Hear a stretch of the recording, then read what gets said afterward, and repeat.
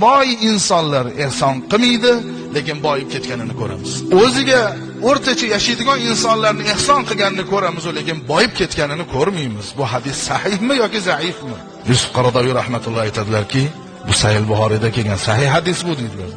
Faqat sizlar buni to'g'ri tushunmayapsizlar ekan. Haqiqatda har tongda ikkita farishta tushib, "Ya Rob, bugun seni yo'lingda ehson qilgan, xayriyat qilgan insonga ziyodalikni bergin, barakotni bergin" deganda, 100 so'm ehson qilsa 100 so'm qaytib keldi degan emas.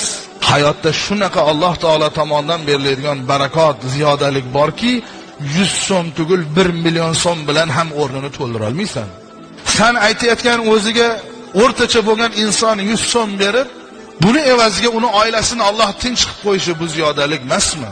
Ehsonini evaziga farzandini o'ziga itoatli qilib qo'yishi bu ziyodalik emasmi? Ibodatlarini bemalol qilayotganligi bu ziyodalik emasmi?